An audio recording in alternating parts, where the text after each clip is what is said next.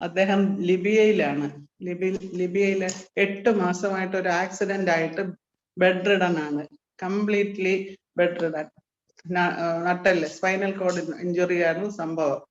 അപ്പൊ അവർക്ക് അവിടെ ഒരു ഹോസ്പിറ്റലിൽ കിടക്കുക. ഈ പേഷ്യന്റിന് ഈ ഭാര്യയ്ക്ക് അങ്ങോട്ട് പോകാനും പറ്റുന്നില്ല. അവരൊട്ട് ആ പേഷ്യന്റ് ഇങ്ങോട്ട് വിടുന്നുമില്ല. അവിടെ ഒരു മലയാളി നേഴ്സ് ഉണ്ടായിരുന്നു. അവര് മാത്രമാണ് ഇതിനായിട്ട് ഇറക്കിയൊക്കെ ഇവരുടെ വീട്ടില് ഇയാളുടെ ഹസ്ബൻഡിന്റെ കാര്യങ്ങളൊക്കെ 2-3 ദിവസം കൂടുമ്പോ ഒന്ന് ഫോൺ ചെയ്ത് പറയും. ഞാൻ നമ്മുടെ ഹൈപ്പർക്കം CM-ഉം റെസ്ക്യൂ റെമഡി ഈ 2 മരുന്ന് മാത്രം ആണ് ഞാൻ കൊടുത്തയച്ചത്.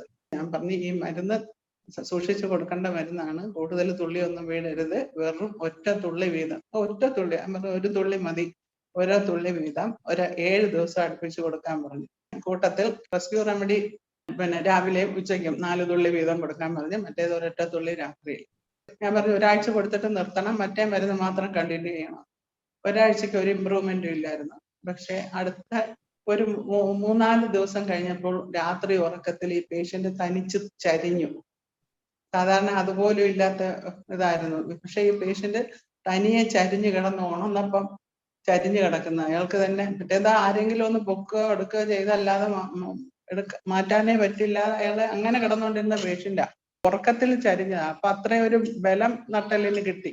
പതുക്കെ അവര് പൊക്കിയെടുത്ത് പതുക്കെ പൊക്കിയപ്പോ നട്ടല് പൊക്കിയൊന്ന് പതുക്കെ ഇരുന്ന് തുടങ്ങി. 3-ാമത്തെ ആഴ്ചയായപ്പോഴത്തേക്ക് പതുക്കെ ഒന്ന് കാല് ഒത്തി എണീച്ചു നിന്നു. ആ ഫസ്റ്റ് 7 ഡേയ്സിലെ ആ ഹൈപ്പറിക്കം CM കൊണ്ട് ആ പേഷ്യന്റ് എണീച്ച് നടന്നു.